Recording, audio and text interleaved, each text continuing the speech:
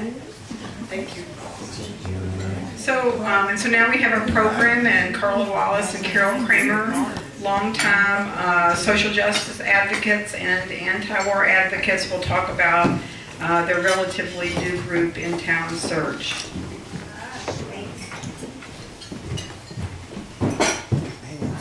So it is, oh good. We are going to do this together. That's how we do the SURJ work. And if you see one of us nudge the other one or interrupt the other one, that's all planned. That's how it's supposed to be. That's how we do this together. It is an honor to be here at the FOR luncheon. And really, happy birthday, Jean. I told Jean when we came here, this is her fault because it was in the course of having lunch together early last summer that Jean said, well, you and Carol need to come to the FOR lunch, and we're honored to be here, and especially because there are so many people in the room who have taught and brought us in this movement. What we share up here does not come from our individual selves. It comes from all the stories out here in this room that are your stories too, and the ways that our paths have crossed and we've been together.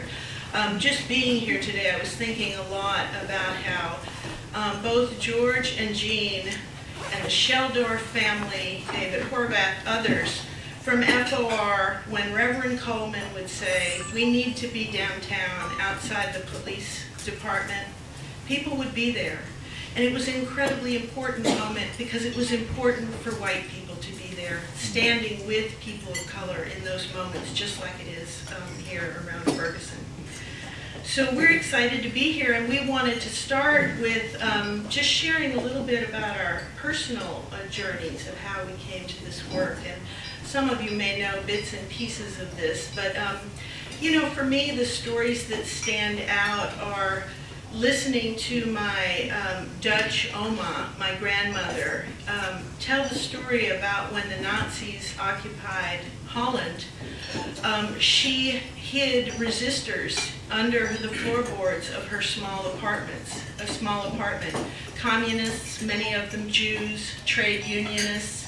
And I remember asking Oma, weren't you afraid? You know, weren't you afraid the Nazis could come to the door? And she said, child, that's just what you do. And it was a really important message for me in thinking about even when we're afraid, imperfect, unsure, we still need to stand with each other. And as I grew up, one of the first demonstrations I was at was with my father, Henry Wallace, outside the Brown Theater, where they were playing Porgy and Bess, and where black people were not allowed to be in the theater. And, you know, there's a picture of us, and I have my little doll with me, and I don't really have a memory of it because I was about 3, but I do have the memory of over and over again, over the years, marching against the Vietnam War, marching for justice against the Contras in Nicaragua, for peace in El Salvador, against apartheid in South Africa, and on and on and on. And as I became an activist in my teens, when I actually chose to do it, you know, there's one thing to be brought to the demonstrations, which I highly recommend. Please bring your children, bring your grandchildren to the demonstrations. It's a perfectly appropriate place to be. My sister's in the back, and one of her sons, when he was just about this big, he used to chant, what was it? Peace, not war, U.S. out of El Salvador. And so you put it on the answering machine. It is never too young. But as I became a teen, I started choosing it for myself. Started recognizing for myself that this is what I needed to do.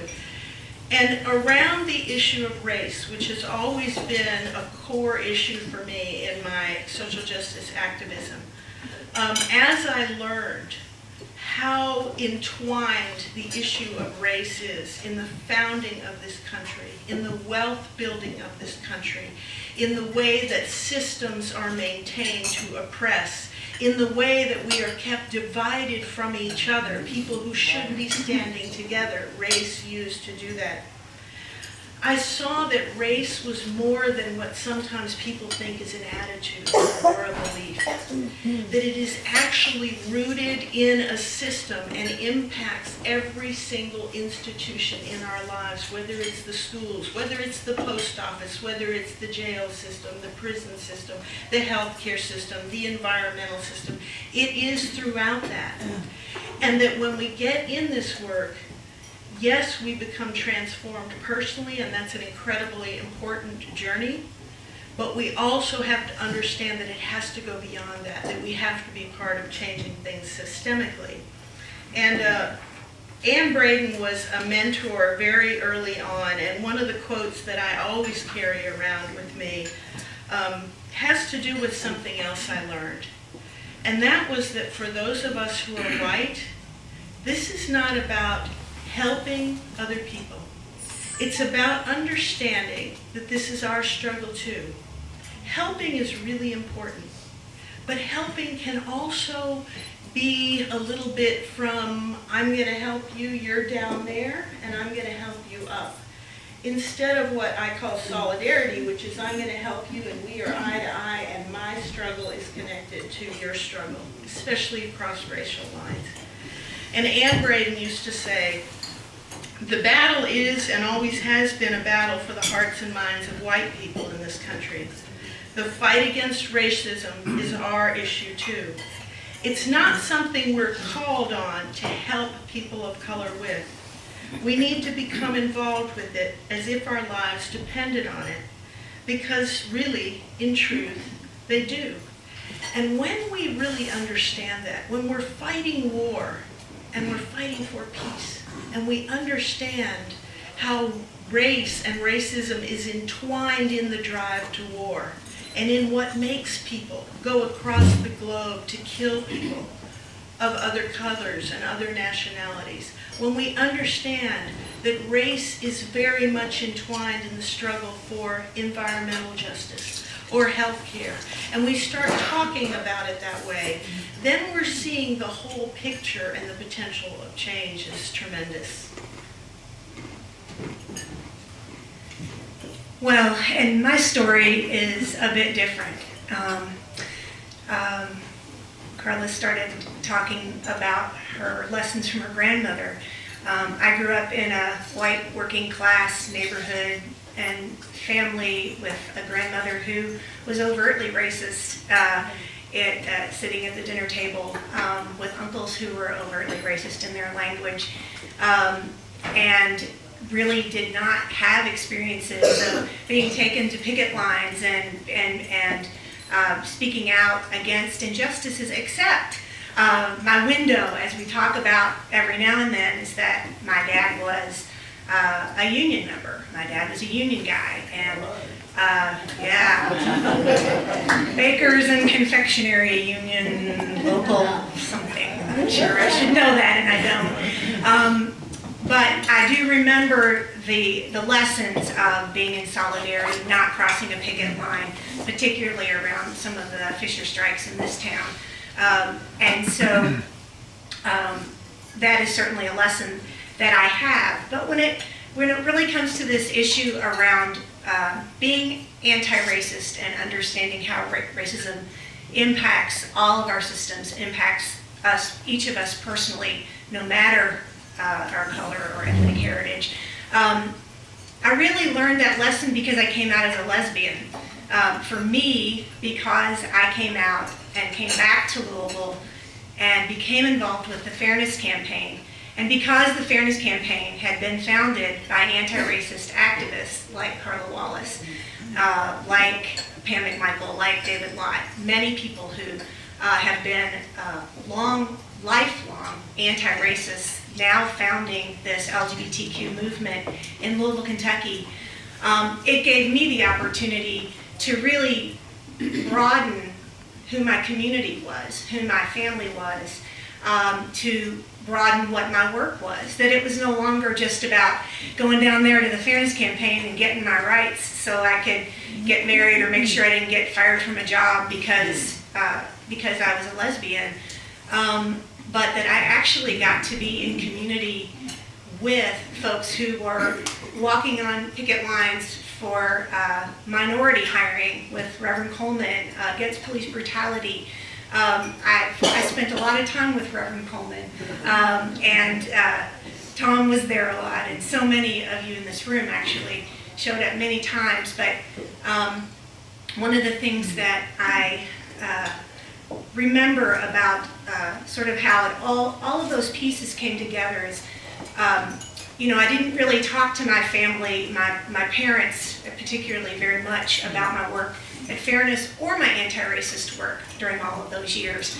And I never really knew, we just didn't talk about much anyway.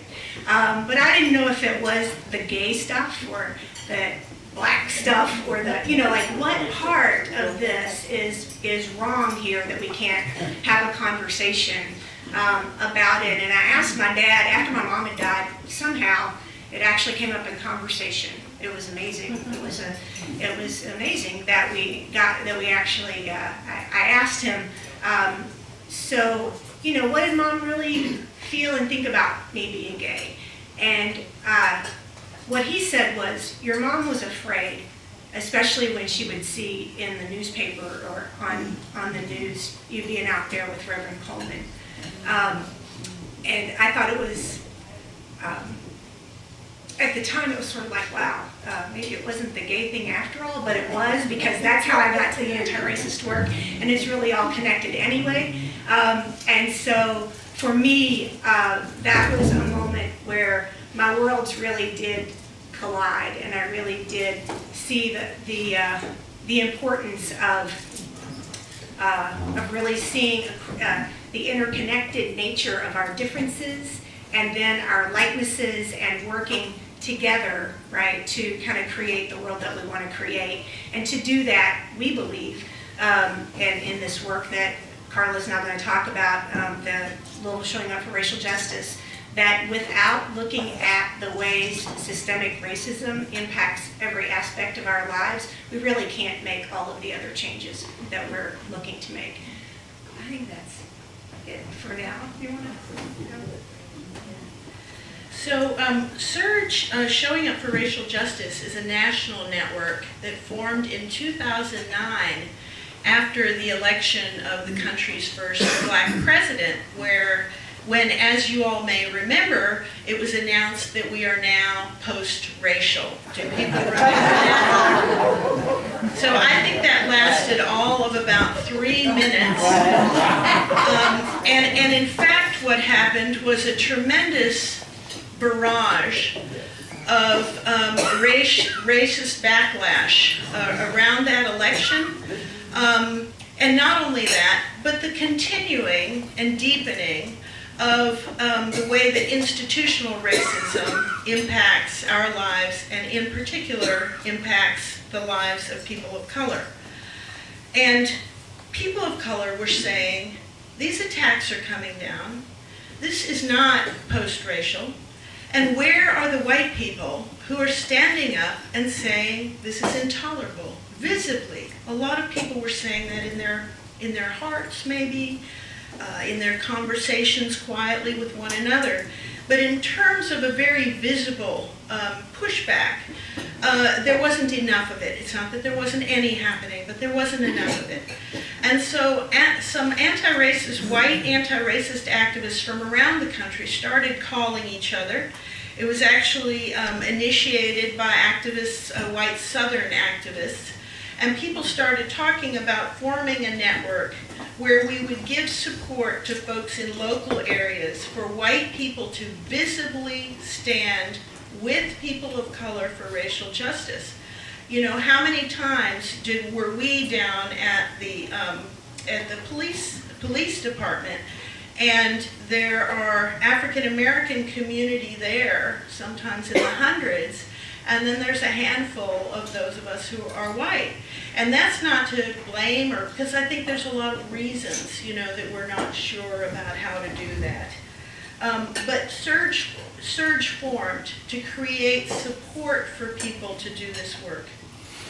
And we want to be very clear, one of the things that we talk about in our meetings is leading with love Now, some people might say, ooh, that sounds really mushy.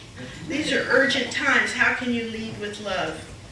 One of the problems in some of this movement work, and I've been guilty of it myself, is that when white people get together with each other and talk about racial justice, we spend most of the time beating up on each other.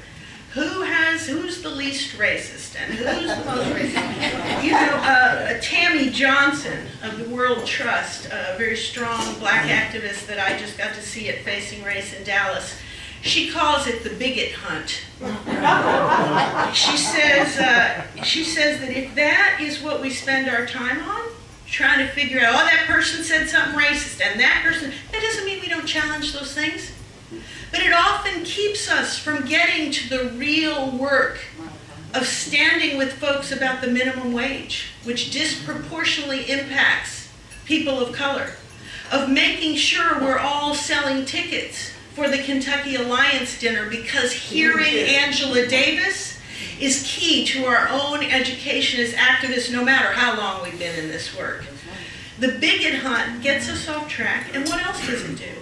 We just damage each other, and most people never want to come back.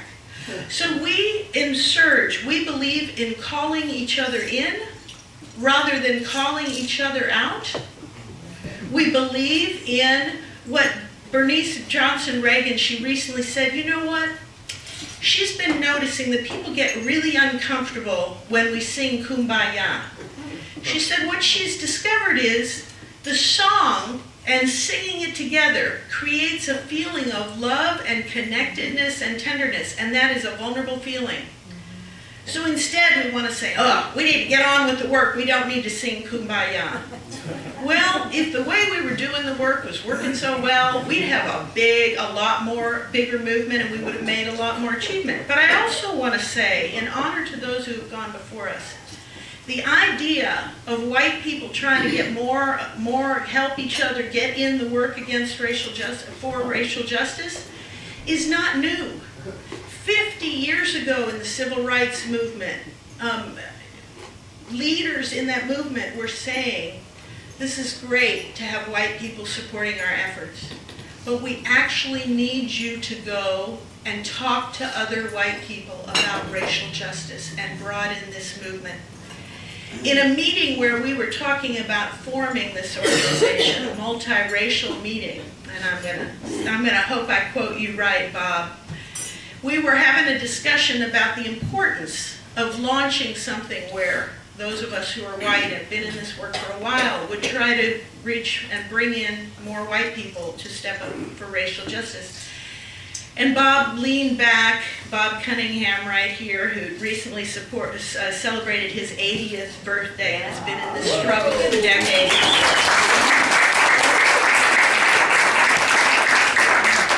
Bob Cunningham said, you know, all these years, I thought the problem was that those of you who are white are afraid of us black folks. He said, but I've discovered you're afraid of each other. That's what we all did too. We were like, oh.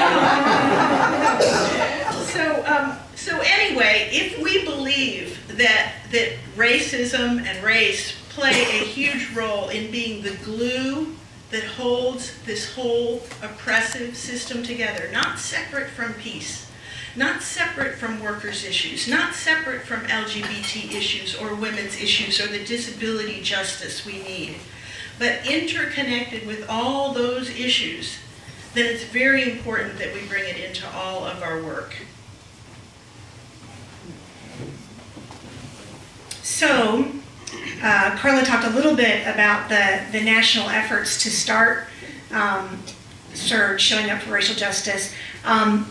But then she came back from these calls and these meetings and mentioned it to me that we might want to start something locally. And we started brainstorming and talking and meeting because we meet anyway. So our coffee visits and our friendship times started becoming SURJ planning times, which we love, but that's how it happened, which I guess that's the way this work often happens.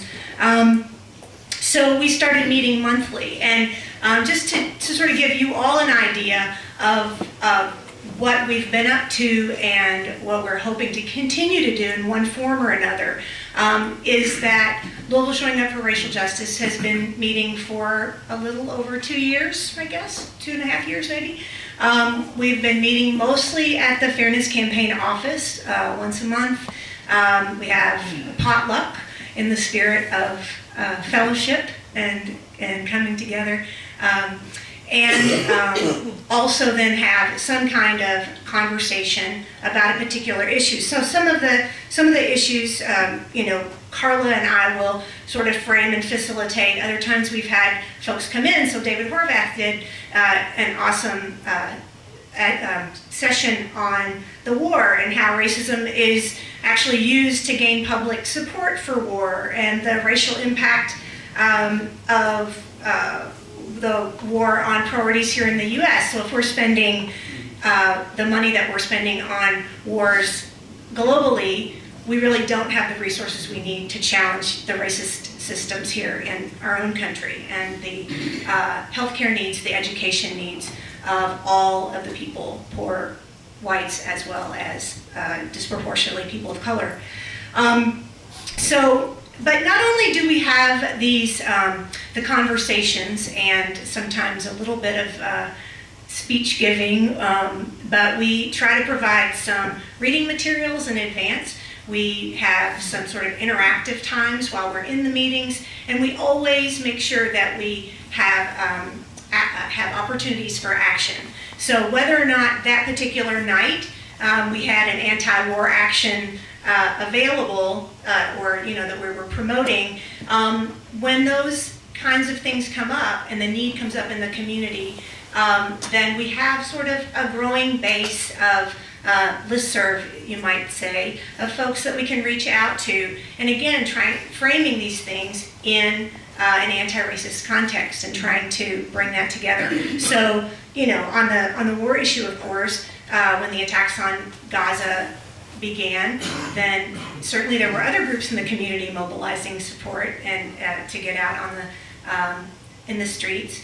But SURJ was also sending that information out and trying to get folks who've been coming. And some of the folks who come to the group really, it's not necessarily the same faces that we see at every other organization. We really have had a lot of folks come through that are really trying to figure this out, trying to figure out how to talk about racism with the people around them, how to work against racial injustice in a way that makes a difference in their families, in their communities, and with their coworkers. And some of the ways that we have done that is to do some sessions on like writing. So how would you write a letter to the editor on the in being in solidarity around the Ferguson case, around the Mike Brown murder? And here, I think that we actually were able to mobilize a lot of support, particularly when Attica Scott was attacked in the media, attacked in the community for her support in Ferguson, and her visit to Ferguson, and she was then attacked on the WDRB by Bill Lamb. And not only did some of us write letters to the editor, but or post things on social media, but there was like a solidarity protest put together by some Louisville Showing Up for Racial Justice folks, as well as the Sellers group that David Horvath is involved with. So I think that we never really know if these things come from the work of SURJ, right? But there are lots of ripples, and Carla, you were telling me about one, a ripple that you were just being, about the articles. The woman that you just met. Yeah, in fact, this was, again, sometimes, and I know people in the room who are doing justice work, sometimes you send out emails, you send out alerts, you're not sure what's happening. But we hear back from people who are on the list, oh, I used that article on the oppression of Native American people in my classroom, or this person was talking about using it in her job in the Presbyterian Church USA. She had come to one meeting, but she takes the SURJ materials and the topics and uses it in the work that she's doing in that institution. We have seen folks who were very unsure of like, well, what should I do if I care about these issues? Begin to speak out, begin to write letters to the editor, begin to show up at demonstrations called by the Kentucky Alliance Against Racist and Political Repression, or the Women in Transition, or Jobs with Justice, and other organizations. So there's this ripple effect that I know that other people doing in this room, to believe that your work has that effect, because sometimes we don't hear about it, but you can kind of here and there get those stories. Yeah, so also I think one of the things that we try to do in our meetings, in our gatherings, is from time to time, either through the writings that are provided or the materials that we're talking about, or sometimes in a panel kind of situation, is to remember that we need to listen to voices of color in this work. So what we're saying to each other as white people is, yes, we need to take responsibility for ending racism. And we do not need to make people of color responsible for teaching us, but we do need to be listening to those voices, and we do need to be following the lead of the leaders of color in our communities doing this work. And so we often will also do panels on, again, well, back to the Ferguson, but we had folks that went to Ferguson come and share their experiences. We've also had immigration panels and so forth. So again, lots of different topics on any issue you can imagine. But we also wanted to just give an example of one of the exercises that we do, because we also like to have a lot of interaction. And one of the exercises that we do is sort of an accountability action. It's the other piece. So it's sort of like the educational part and the action part. We also have like an accountability piece. So folks who are involved with SURJ, to be able to each month know that they're coming back, and that the first thing they're going to be asked to do is to turn to someone next to you and share the most recent time you showed up for racial justice. And so sometimes that is a direct kind of conversation with someone, and sometimes it's a rally or a protest. But and sometimes it is a conversation about how you wanted to, but you just couldn't figure out how to do it. And then we also get to talk about that. So we're going to spend a few minutes just letting all of you have that experience of introducing yourself to the person next to you if you don't already know them, and share the most recent time that you can think of that you have shown up for racial justice. Okay, take a few minutes. Make sure both people get to talk.